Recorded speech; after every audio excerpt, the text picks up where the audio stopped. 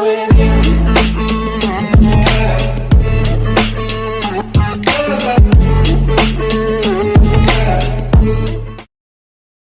Selamat datang di channel saya Serangga Gatal. Jangan lupa di subrek, like and share. Mimin doakan semoga kita sehat semua. Oke, kita mulai. Mendengar kata-kata Hegui, Gubei duduk kembali dan muncul seolah-olah dia tidak terburu-buru. Hegui mengatupkan giginya dan akhirnya membuat keputusan. Saya bisa bekerja sama dengan Tuan Muda Gubei, namun, masalah ini harus dirahasiakan. Tentu saja, jika Anda bekerja sama dengan kami, maka Anda adalah salah satu dari kami. Kami pasti akan menyembunyikannya dengan baik demi Anda. Selanjutnya, pengaturan ini pasti akan lebih baik untukmu daripada mengikuti Gu Heng. Saya pasti tidak akan pelit kepada mereka yang berguna bagi kita. Gubei tersenyum. Reaksi Hegui sepenuhnya sesuai dengan harapannya. Namun, mereka masih harus waspada, kalau Hegui memutuskan untuk menggandakan mereka. Hegui mengangkat kepalanya dan berkata setelah merenungkannya, Tuan Muda Gubei, saya punya permintaan. Aku ingin tahu apakah Tuan Muda Gubei bisa menyetujuinya. Permintaan apa? Di antara ajudan terpercaya Tuan Muda Gu Heng, ada seorang lagi bernama Cai Yue. Orang itu tidak pernah bergaul dengan baik denganku. Aku ingin Tuan Muda Gubei membantuku menariknya ke bawah. Mata Hegui bersinar dengan jejak kekejaman. Tidak masalah, Gubei mengangguk di tempat. Cai Yue adalah ajudan terpercaya Gu Heng yang dikatakan sangat setia dan setia. Dalam menghadapi Gu Heng, hal pertama yang mereka lakukan adalah memotong kedua sayapnya, tentu saja. Gubei mempertimbangkannya sebentar, lalu berkata, ketika kamu kembali, sebarkan rumor bahwa Cai Yue diam-diam menghubungi kami. Sebuah rumor saja mungkin tidak akan cukup untuk membuat Tuan Muda Gu Heng mencurigai Cai Yue. Hegui berkata setelah memikirkannya. Gubei tersenyum, bagian selanjutnya tergantung pada penampilanmu. Jika Anda dapat melaporkan lokasi Gu Heng kepada kami sekali saja dan biarkan kami membunuhnya, Gu Heng mungkin akan mulai mencurigai Cai Yue. Lalu, kita akan menambahkan lebih banyak bahan bakar ke api dan membuat Gu Heng sulit untuk tidak mencurigai Cai Yue. Tuan Muda Gubei bijaksana. Hegui memuji. Gubei menatap Hegui dan dengan ringan berkata, baiklah. Semuanya setelah ini tergantung pada ketulusan Anda. Saya ingin Anda menulis beberapa surat yang menyatakan bahwa Anda diam-diam menulis kepada kami. Jika Anda berani memainkan trik apapun selama kerja sama ini, surat-surat ini pasti akan jatuh ke tangan Gu Heng. Ini berarti bahwa Hegui akan menyerahkan kelemahannya sendiri. Jika dia tidak mau bekerja sama ketika saatnya tiba, Gubei akan memiliki cara yang mudah untuk menghadapinya. Saya harap Anda tidak memainkan trik apapun. Jika tidak, Anda harus mengetahui hasilnya. Hegui memahaminya dengan jelas. Jika dia tidak mengikuti permintaan Gubei hari ini, maka dia pasti tidak akan memiliki masa depan yang mudah. Dia terdiam beberapa saat sebelum akhirnya duduk, mengangkat kuas, dan mulai menulis. Dia menulis 6 surat, sesuai permintaan Gubei, semuanya menyatakan kesetiaannya kepada Gubei. Tidak buruk, tidak buruk.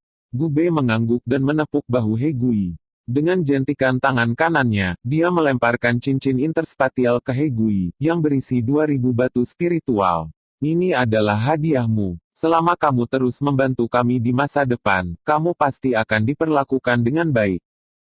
Hegui menerima cincin interspatial dan menyapu isinya. Alisnya tidak bisa membantu berkedut. Benar-benar ada 2000 batu spiritual di cincin interspatial.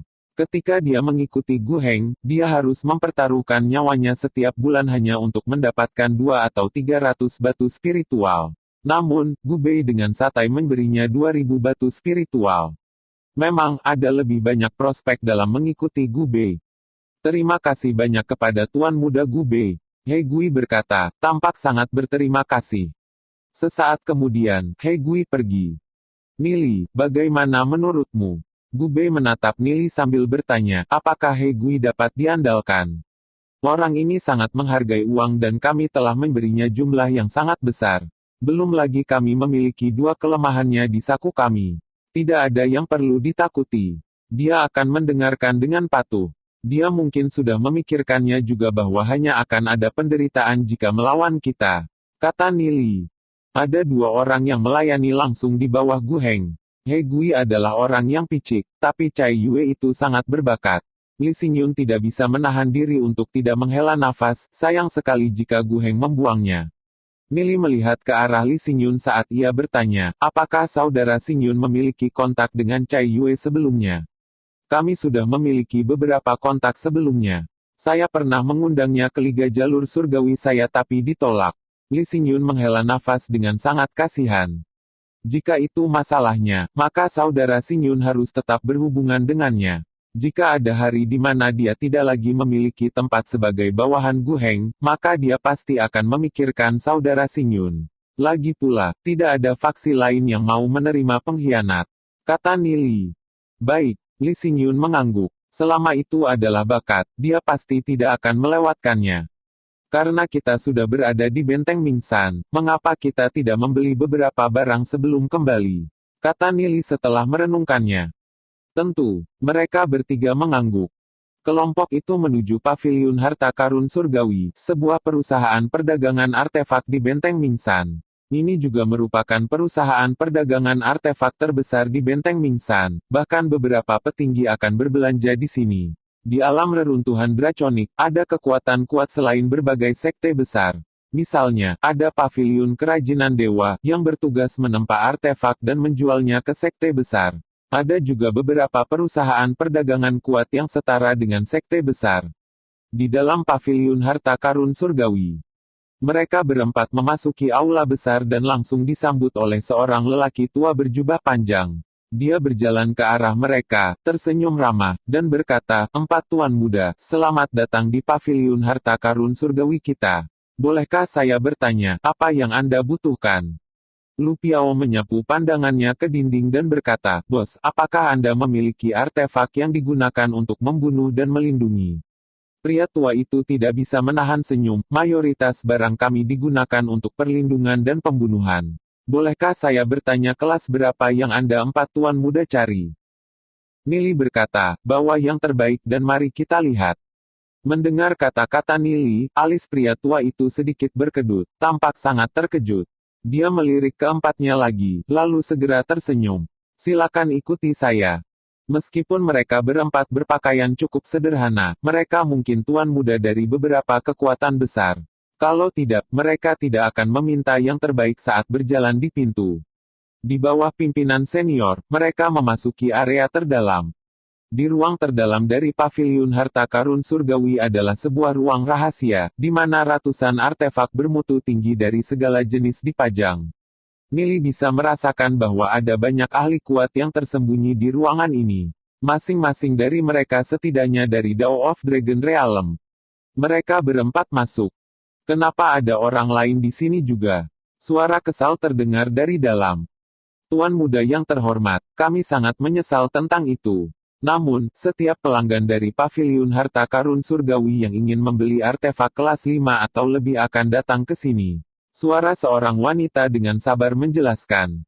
Tatapan Li Xingyun jatuh pada pihak lain dan alisnya berkerut. Orang di dalam juga mengangkat kepalanya saat dia mengalihkan pandangannya ke mereka berempat. Ketika matanya bertemu dengan mata Li Xingyun, dia mengungkapkan ekspresi yang sedikit dingin. Nili memperhatikan ekspresi Li Xingyun, jadi dia mengirimkan suaranya dan bertanya, "Siapa dia?"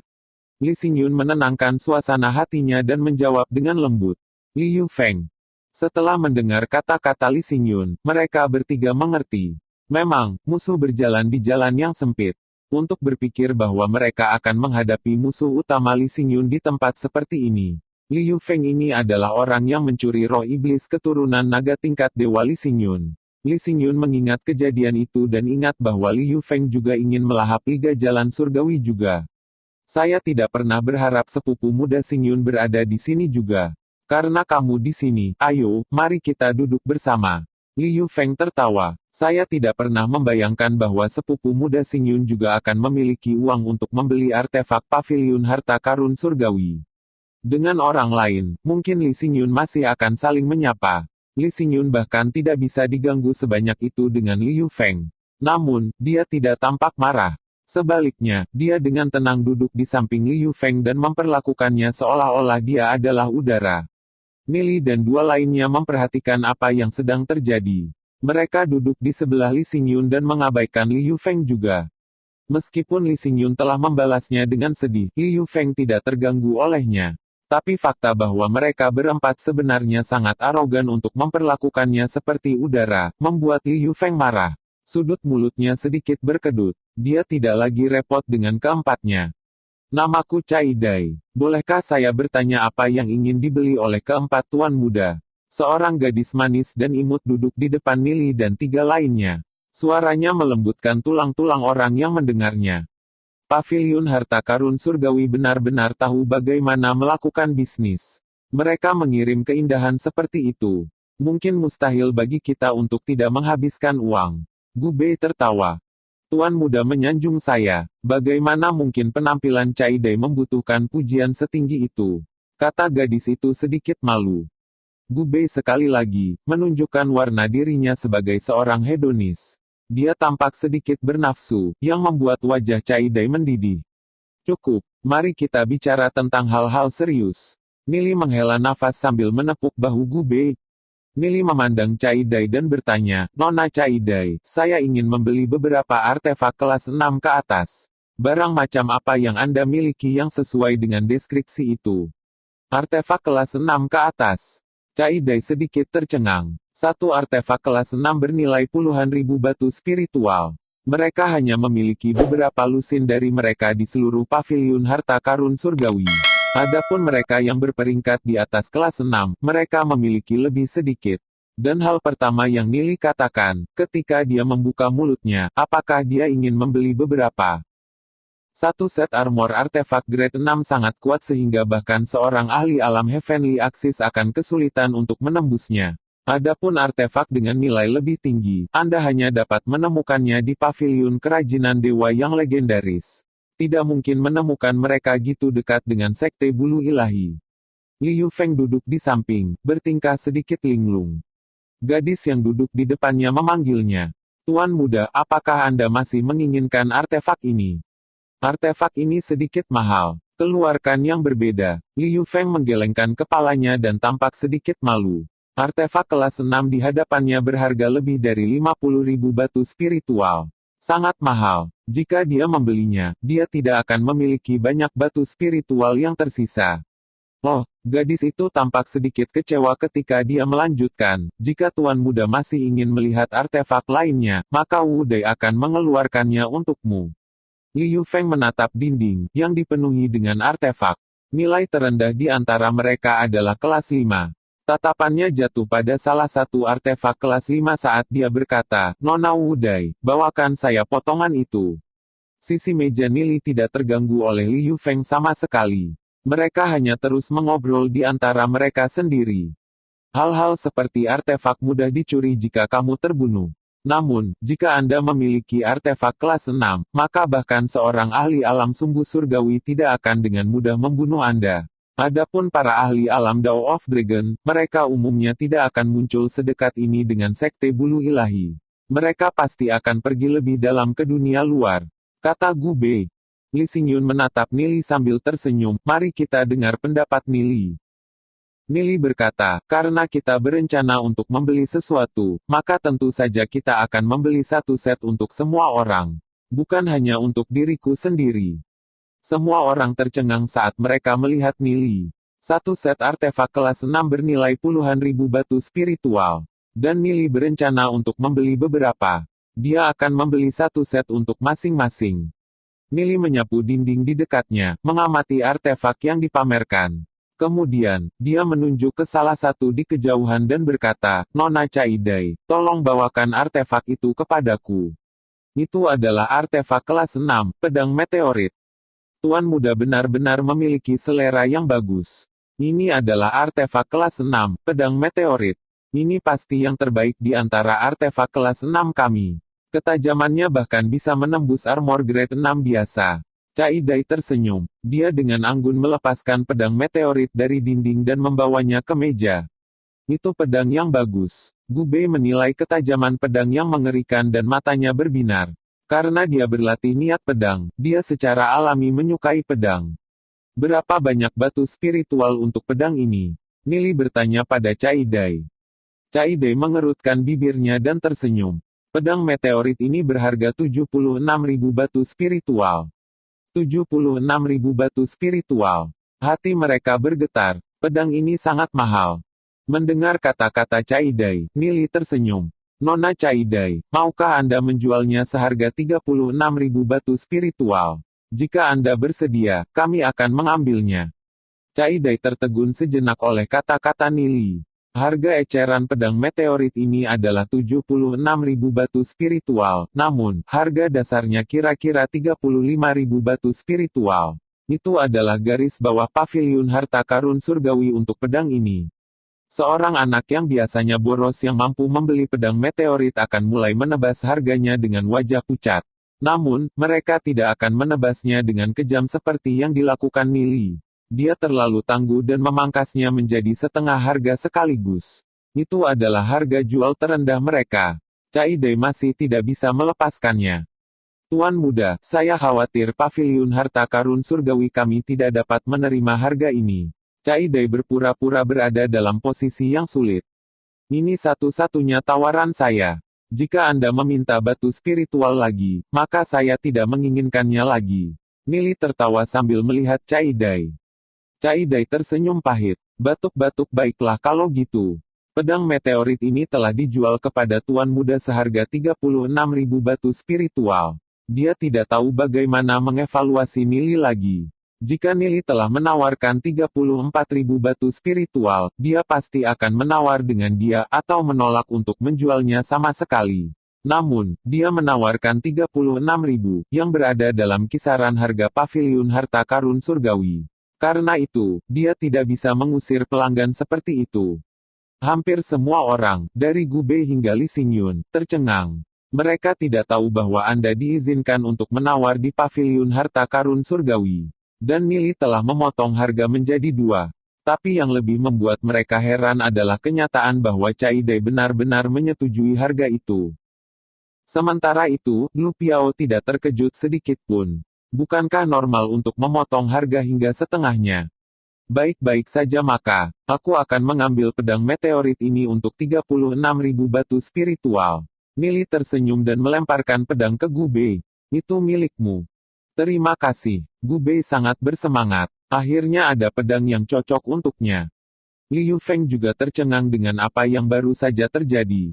Jadi Anda diizinkan tawar-menawar di paviliun harta karun surgawi. Tuan muda Li, ini adalah artefak kelas 5, Frosting. Harganya 12.000 batu spiritual. Bagaimana menurutmu? Wu Dai bertanya di sisi Liu Feng. Aku akan menawarkan 6.000 untuk Frosting ini. Liu Feng membuka mulutnya tanpa berpikir. Dia meniru gaya tawar-menawar Nili. Paviliun harta karun surgawi membuat terlalu banyak keuntungan dari artefak ini, oleh karena itu, memotong harga menjadi 2 seharusnya tidak menjadi masalah bagi mereka. Wu Dai menunjukkan senyum bingung pada kata-kata Liu Feng dan tersenyum pahit. Tuan muda Li, saya khawatir kita tidak dapat menerima harga itu. Saya hanya menawarkan 6.000 batu spiritual. Lagi dan aku tidak menginginkannya. Liu Feng dengan tegas berkata. Wu Dai menahan ekspresinya saat dia mulai menyingkirkan Frosting, dan dengan sopan berkata, maaf, Tuan muda Li. Harga terendah Frosting adalah 12.000 batu spiritual. Mendengar kata-kata Wu Dai, wajah Liu Feng menjadi hitam. Seseorang seperti Nili bisa memangkas harga menjadi 2 dan gadis itu dengan mudah menyetujuinya.